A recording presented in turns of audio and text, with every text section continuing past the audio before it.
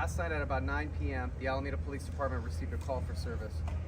The caller had called in to report that their neighbor was a victim of a shooting.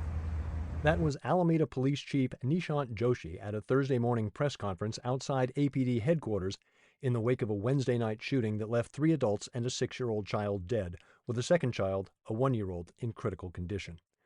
Upon responding to the scene, Alameda police discovered a man outside the house on the 400 block of Kitty Hawk Road suffering from a gunshot wound. That man, the father-in-law of the alleged shooter, did speak with police before succumbing to his injuries. Police are reviewing body cam footage to help determine what may have been said. As officers tended to the father-in-law, the suspect emerged from the home and was immediately taken into custody. Officers entered the home, discovered additional victims with multiple gunshot wounds, as well as recovering multiple firearms.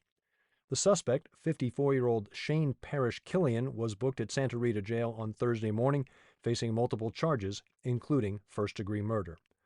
All of the victims were related to the suspect. Chief Joshi. Father-in-law, his mother-in-law, his wife, his eldest son, and his youngest son. The youngest son is the one that's in critical condition. In a town that rarely sees more than one case of murder or manslaughter in a year, a quadruple homicide garnering national media attention has understandably left people shaken. Chief Joshi reflected that shock and acknowledged that an incident such as this also has an effect on his officers. Our officers they're professionals, but they're also human beings, and so they are doing their best that they can, but they're going to stay focused on making sure that this family receives the justice that they deserve.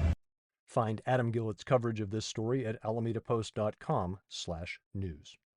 I would also encourage you to head to alamedapost.com/op-ed. As our publisher, Adam has taken a moment to reflect on a tragedy that's all too familiar in too many communities, but somehow hits differently here in Alameda. I'm Scott Peeler. Welcome to episode 111 of the Alameda Postcast. Turning to other news, AC Transit has again been rewarded for their groundbreaking efforts in reducing emissions. The Federal Transit Administration has awarded a $15 million grant to AC Transit through the FTA's Low and No Emission Grant Awards program. This is the second consecutive year that FTA has supported AC Transit's commitment to reducing and ultimately eliminating its greenhouse gas footprint by aiding in the purchase of an additional 25 state-of-the-art hydrogen fuel cell buses and a third hydrogen fueling station. AC Transit was the first U.S. transit agency to introduce a hydrogen fuel cell bus into daily service in 1999. Over the intervening 25 years, the zero-emission fleet has expanded to 30 fuel cell buses and 28 battery electric buses. Combined, that has eliminated more than 13,000 metric tons of carbon dioxide. AC Transit General Manager Michael Hirsch noted, quote, "Rehabilitating our legacy bus yard enables us to advance our zero-emission transition plan through infrastructure investment. This includes a one-time upgrade to remove underground diesel tanks and transition to a hydrogen fueling station capable of servicing 130 buses daily." End quote. The Low-No grant is a major step in continuing the work started back in 1999, perhaps the best part of the program. The buses being purchased to replace the aging diesel buses are made in America. Details on the program at alamedapost.com/news. Staying with public transit for a moment, last week I reported on Woodstock, the bright yellow pontoon craft that will serve as the Oakland-Alameda water shuttle from Bohall Circle Immigrant Park to Jack London Square. The free service begins on July 17th with 37 daily trips, Wednesday through Sunday. There has been some confusion about one facet of the service, whether or not dogs were allowed on board. Early reports indicated that the shuttle would be dog-friendly for the 10-minute route. Unfortunately, the story is a little more involved than that. After noticing the item in the latest newsletter from Bike Walk Alameda, city staff reached out to clarify. Since WIDA will be the operator of Woodstock, they are enforcing the same policy they have for dogs on the San Francisco Bay ferry ships. Other than service animals, all dogs must fit in a fully enclosed carrier that can fit on the passenger's lap. In an online discussion, City Public Information Officer Sarah Henry informed me that the city is working with WIDA in hopes of getting the policy changed for Woodstock. We'll keep you updated. You can find Woodstock's schedule in the article at alamedapost.com/news. While we're on the water, the USS Hornet has a major milestone coming up. July 20th marks the 55th anniversary of the recovery of the capsule of Apollo 11 and its crew, Neil Armstrong, Buzz Aldrin, and Michael Collins. To commemorate the event, the Hornet is presenting Splashdown 55, a celebration of that momentous occasion. There will be panel discussions, some local Star Wars regiments, a high school robotics competition, Hornet crew members who served on the recovery missions, as well as former Navy frogman Clancy Haddelberg, the first person on Earth to greet the returning astronauts. There's even an overnight option that will further explore the events of the splashdown, includes dinner and breakfast in the original enlisted crew's mess. By the way, did you know there's a movie star aboard the Hornet? On the hangar deck, you'll find a Sea King helicopter. While it was not the same copter used in the Apollo 11 recovery, you've seen it on the big screen when it was used to film the recovery scenes in Ron Howard's Apollo 13. For a look at the festivities, see alamedapost.com/news. Last Saturday, Alameda's Brian Wu notched a rehab start with the Everett Aqua Sox, the high A affiliate of the Seattle Mariners. The results, 2 2/3 innings, 1 hit, 2 earned runs, 2 walks, and 2 strikeouts. Brian threw 45 pitches, 24 for strikes. Apparently all went well for the righty. Reports out of Seattle are that Brian will return to the big league rotation tonight, Friday, against the Angels in Anaheim. Brian's current big league numbers are impressive, 3-1 with a 1.77 ERA. Look for Brian's results on our Facebook page.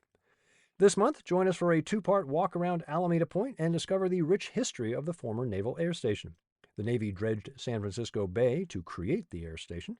Join Dennis Evanosky and discover how Alameda Point evolved from where Jimmy Doolittle's Raiders left for Japan, where aircraft carriers dock, and the seaplanes that took to the air. We'll also check out several buildings once used by the Navy and see how they fit into today's Alameda Point. The first tour is north of Tower Avenue, Saturday, July 13th and Sunday, July 28th. Meet at 10 a.m. at the Main Street entrance on Navy Way. That's by the plane on the stick. Part 2 of the tour, south of Tower Avenue, Sunday, July 14th and Saturday, July 20th, meeting at 10 a.m. at the Seaplane Lagoon Ferry Terminal. Details and ticket reservations available at alamedapost.com/tours. As always, Dennis Evanosky has prepared a superb background article to get you ready for the tour. Head on over to alamedapost.com/history and find out exactly what was going on at the west end of Alameda before the Navy arrived. From trains to soap to oil, there's quite a bit of history to unpack. Our resident cartoonist Brees has made a bit of history as well. This week, Two Birds from Alameda celebrated strip number 100. You can find this commemorative strip, as well as most of the Two Birds archive at alamedapost.com/op-ed. Congratulations, Brees. Looking forward to the next 100. Another little hidden gem find for you. If you follow the Bay Area food scene, you may have bumped into Smack Burgers. They show up at various pop-ups and have their own food truck. This past weekend, I happened by them set up at the Humble Sea Tap Room. I'd already eaten dinner, but couldn't resist ordering the French fries. Glad I did. Because they prepare them the old-fashioned way, fried in beef tallow. Truly delicious. And surprisingly, a reasonable health choice if you're gonna have fried food. Look for Smack Burger on Instagram. Turning to alamedapost.com/events, the perfect opportunity to add to your art collection without breaking the bank, as Studio 23 Gallery presents 100 under 100. That's 100 pieces of art for under $100. The opening reception is tonight at 2309 Encinal Avenue, beginning at 7 p.m. Tomorrow, Youth Repertory Theater opens their production of the Tony-winning musical Urinetown. This weekend and next, catch the darkly satirical show at the Academy of Alameda on Pacific Avenue. The Sunday matinees are Pay What You Can. You'll need to show up at the door for the matinee and pay cash. More live theater Saturday and Sunday as the Food Bank Players continue their run of As You Like It at the Healing Garden. The Farmers Market, as always, Saturday from 9 until 1. If you haven't been taking advantage of the strawberries of late, you're missing out. They're spectacular again this year. The Summer Beats Concert Series at South Shore presents Pure Ecstasy and their mix of Motown, R&B, soul from 2 until 4 o'clock. Sunday brings Pilates and Pours at the Rake at Admiral Maltings at 10:30, so you can do your Pilates and have a refreshing beer afterwards. And then head on over to St. George Spirits from 2 until 3:30 for a guide to cheese and spirits pairings. More events at alamedapost.com/events. Thank you for your support of local news for Alameda. To give a tax-deductible donation, head to alamedapost.com/memberships. Remember, you can also find us on Facebook, Instagram, MSN, YouTube, Mastodon, Threads, Blue Sky, as well as our very own subreddit. And don't forget to subscribe to our channel on Apple News. Find the Postcast wherever you get your podcasts, or simply tell your smart device to play the Alameda Postcast podcast. I'm Scott Peeler. Take a moment today to tell someone you love them. As my late Uncle Dave would say, be good. I'll be back next Friday with episode 112 of the Alameda Postcast.